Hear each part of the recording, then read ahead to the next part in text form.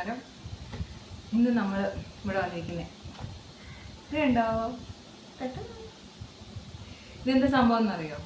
ഇന്ന് ഞങ്ങളുടെ മിൽമേന്ന് ക്ഷീരസംഗമം 2024-25 കോതമംഗലം ബ്ലോക്ക് പഞ്ചായത്ത് വെച്ചിട്ടായിരുന്നു നടന്നിരുന്നത്. അപ്പോൾ അവിടെ എല്ലാ ക്ഷീര കർഷകരും പങ്കെടുക്കേണ്ടതുണ്ടായിരുന്നു.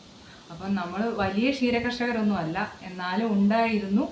ഇപ്പം നമ്മൾ ഒരു പശുവിൻ്റെ മാത്രം കർഷകയാണ്. ഓക്കെ, എന്നിരുന്നാലും ആ ഒരു മീറ്റിങ്ങിൽ നമ്മൾ പങ്കെടുത്തു.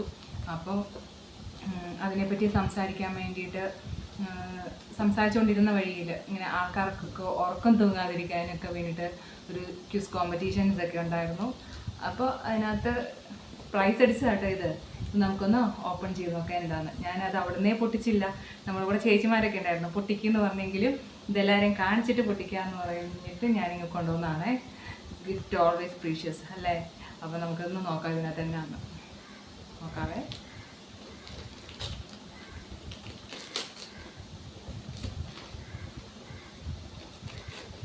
കണ്ടിട്ട് ഇത് ഒരു കപ്പാന്നാട്ടോ തോന്നുന്നത്. എനിക്ക് എല്ലാ ദിവസവും രാവിലെ ഓരോ ഗ്ലാസ് പാൽ കുടിക്കാൻ വേണ്ടിയിട്ട്, ആരോഗ്യത്തിനൊക്കെ വേണ്ടിയിട്ട് ഇത് കപ്പാകാനാണ് ചാൻസ്. നോക്കാവേ.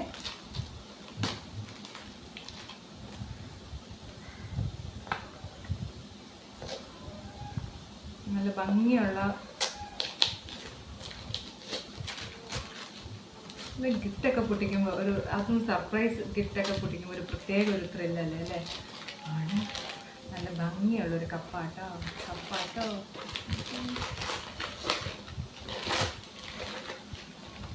കണ്ടോ? മിൽക്ക് മഗ് ആട്ടോ, മിൽക്ക് മഗ്. എനിക്ക് പാൽ കുടിക്കാൻ വേണ്ടിയിട്ട് തന്നെ. Anyway, thank you so much.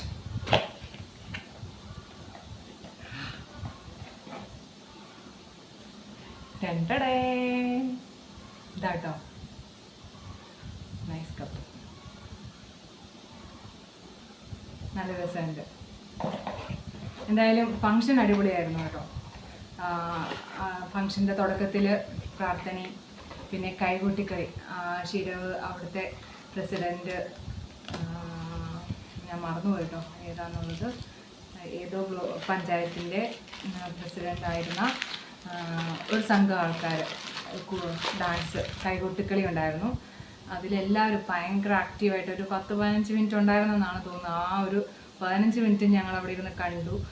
നല്ല ഗംഭീര പെർഫോമൻസ് ആയിരുന്നു അത് കഴിഞ്ഞിട്ട് പിന്നെ ഉദ്ഘാടനവും പിന്നെ ഏറ്റവും കൂടുതൽ പാലളക്കുന്ന കർഷകർക്ക് വേണ്ടിയിട്ടുള്ള സമ്മാനദാനങ്ങളും ഒക്കെ കൊടുത്തിരുന്നു. ഞാനും വിചാരിച്ചു എന്നെ ഒരു ക്ഷീര കർഷകയ്ക്കായിട്ട് ആദരിക്കുമെന്ന്, പക്ഷേ നടന്നില്ല. എൻ്റെ കാലത്തെയും ഒരു സംഭവമൊക്കെ ആയിരുന്നു. 7 പശുക്കളൊക്കെ ഉള്ളതായിരുന്നു, ഇപ്പോൾ ഒരെണ്ണമേ ഉള്ളൂ. അപ്പോൾ എന്തെങ്കിലും ഒരു കാലത്ത് ഞാനും വാങ്ങിക്കും ക്ഷീര കർഷക എന്നുള്ള ഒരു അവാർഡ്.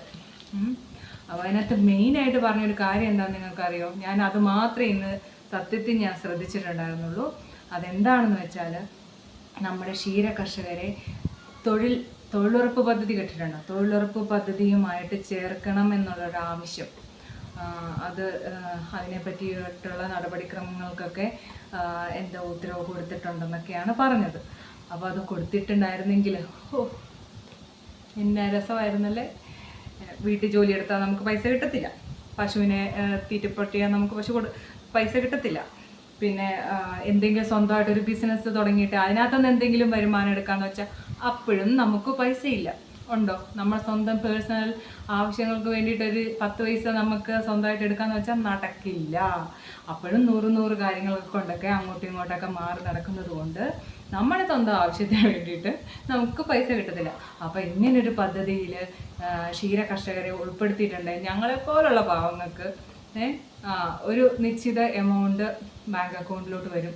അതുകൊണ്ട് ഞങ്ങൾക്കൊക്കെ ഉപജീവനം നടത്താം. കണ്ട ഒരു ലുക്ക് ഉണ്ടെങ്കിലും ഒരുപാട് സാക്രിഫൈസ് ചെയ്തിട്ടാണ് ഓരോരുത്തരും മുന്നോട്ട് വരുന്നത്. പക്ഷേ ക്ഷീര കർഷകർക്ക് മാത്രം യാതൊരുവിധ ആനുകൂല്യങ്ങൾ ഉണ്ടോ എന്ന് ചോദിച്ചാൽ ഉണ്ട്. ഇപ്പോഴത്തെ നമ്മുടെ ഈ നാഷണൽ എംപ്ലോയ്മെൻറ്റ് സർവീസ് സ്കീമിൻ്റെ ഇതിൽ ഒരുപാട് കർഷകരെ പുനർജീവിപ്പിക്കാൻ വേണ്ടിയിട്ട് ഒരുപാട് സംഗതികളൊക്കെ ചെയ്യുന്നുണ്ട്. എന്നാൽ കൂടി അവർക്ക് സ്വന്തമായിട്ടൊരു സംഗതി ഇല്ല.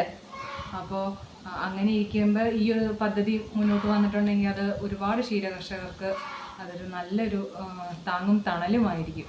പിന്നെ വേറൊരു കാര്യം എന്താണെന്ന് വെച്ചാൽ, ഈ പശുക്കൾ ഇപ്പം ഇവിടെ എനിക്കുണ്ടായിരുന്ന പശു അത് കന്നിപ്രസവമായിരുന്നു ആ പശുവിന്. അപ്പോൾ 7 ലിറ്റർ പാലെടുത്തേ ഉണ്ടായിരുന്നുള്ളൂ. അപ്പോൾ അത് ചിലപ്പോൾ പാല് തരും, ചിലപ്പോൾ തരില്ല, ചിലപ്പോൾ കുട്ടിയെ കുടിപ്പിക്കും. അങ്ങനെയൊക്കെ ഓരോരോ സീൻസാണ് ദിവസവും. അപ്പോൾ അങ്ങനെയുള്ളൊരു സിറ്റുവേഷനിൽ ഈ പശുവിന് നമ്മൾ ഓക്ക വാങ്ങിക്കുക, പിണ്ണാക്ക് വാങ്ങിക്കുക, പിന്നെ തവിട് വാങ്ങിച്ചു കൊടുക്കുക, ഇതൊക്കെ കഴിഞ്ഞിട്ട് കിട്ടുമ്പോഴേക്കും നമ്മൾ വീണ്ടും കയ്യിൽ നിന്നെടുത്ത് പൈസ കൊടുത്ത് പശുക്കളെ നോക്കുന്ന അവസ്ഥയാണ്. കാരണം ഇപ്പോൾ ഇത് 7 ലിറ്റർ കേട്ടോ, ഒരുപാട് പാല് കിട്ടുന്ന കർഷകർക്കൊക്കെ നല്ല ലാഭമായിരിക്കും. ശരിക്കും പറഞ്ഞാൽ ഒരു ദിവസമൊക്കെ 50 ലിറ്റർ പാലളക്കാന്നൊക്കെ പറഞ്ഞാൽ വമ്പിച്ച ലാഭം നേടാം. പക്ഷേ ചെറിയ രീതിയിൽ ചെയ്യുമ്പോൾ നമുക്ക് കിട്ടുന്ന പൈസ മുഴുവനും നമുക്ക് ഈ എന്താ പറയുക, ഈ കാലിത്തീറ്റ നിർമ്മാണ ശൃംഖലയിലോട്ട് കൊടുക്കാനേ ഉള്ളൂ. അതല്ലാണ്ട് നമ്മുടെ ഒരു കാര്യത്തിന് വേണ്ടിയിട്ട് എടുക്കാനുള്ള പൈസ കിട്ടത്തില്ല. അതാ പിന്നെ തിരിച്ചും മറിച്ചും അങ്ങോട്ടും ഇങ്ങോട്ടും ഇട്ട് കളിക്കാമെന്നല്ലാതെ ഇതിനകത്തൊന്നുള്ളൊരു വരുമാനം ഉണ്ടാകത്തില്ല. അപ്പോൾ ഇന്നിപ്പോൾ ഇങ്ങനെ സംസാരിച്ച് കഴിഞ്ഞപ്പോൾ ഇങ്ങനെ പശുക്കൾക്കുള്ള ലോണുകൾ കാര്യങ്ങളെ പറ്റിയൊക്കെ പറഞ്ഞിട്ടുണ്ട്. പക്ഷെ നമ്മളൊരു പശുവിനെ വാങ്ങാൻ ചെന്നിട്ടുണ്ടെങ്കിൽ ആന വിലയും, അവർ നമ്മളൊരു പശുവിനെ വിൽക്കാൻ നോക്കിയിട്ടുണ്ടെങ്കിൽ അതിന് ചേന വിലയുമാണ് സംഭവം.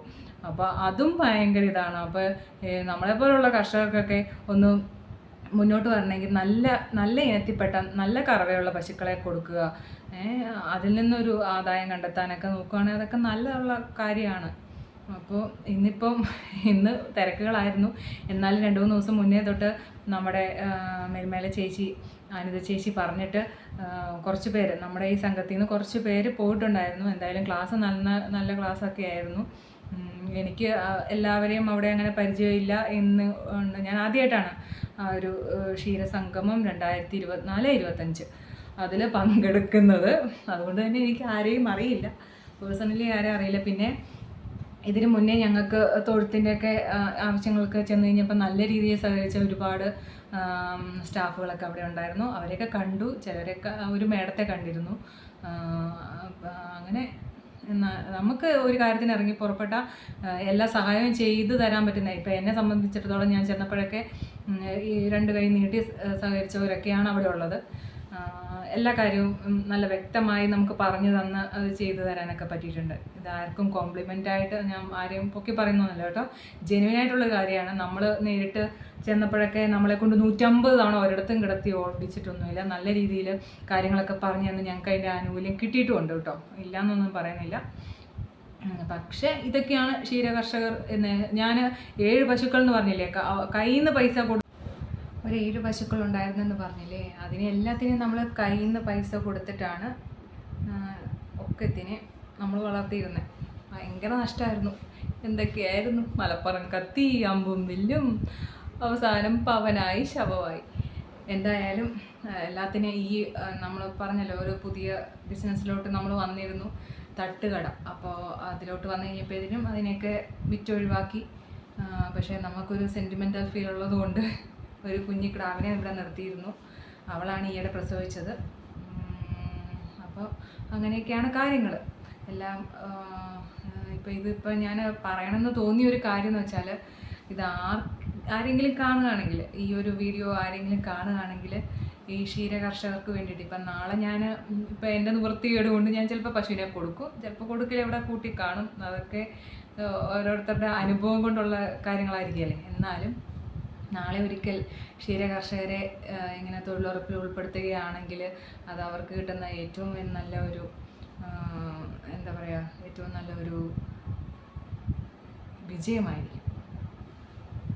അവർക്കും ജീവിക്കണ്ടേ, അതുകൊണ്ട്. അപ്പോൾ ഇതാണ് ഇന്നത്തെ ഒരു വീഡിയോ ആയിട്ട് ഞാൻ എടുത്തിരിക്കുന്നത്. അപ്പോൾ എല്ലാവർക്കും ഇഷ്ടപ്പെട്ടെന്ന് വിചാരിക്കുന്നു. ഇതിപ്പോൾ ഞാനിപ്പോൾ പറയണമെന്ന് തോന്നിയിട്ട് പറഞ്ഞ കാര്യം കേട്ടോ. പിന്നെ എൻ്റെ ഒരു കുഞ്ഞ് ഗിഫ്റ്റ് അത് അവർ പറഞ്ഞിരുന്നു, ക്ഷീരകർഷകർക്ക് വേണ്ടിയിട്ടാണ്, അതുകൊണ്ട് വേറെ അവിടെയുള്ള ഉദ്യോഗസ്ഥരാരും ഇതിൽ പങ്കെടുക്കരുത് എന്നൊക്കെ പറഞ്ഞിട്ട് പാവം ഞങ്ങളെ ഉദ്ദേശിച്ചിട്ട് തന്നതാട്ടോ. എന്തായാലും അവർക്കും 1000 നന്ദി. എന്തായാലും നാളെ തൊട്ട് എനിക്കൊരു ഗ്ലാസ് പാലൊക്കെ കുടിച്ച് രാവിലെ ഉന്മേഷവതിയാകാം. ഓക്കെ.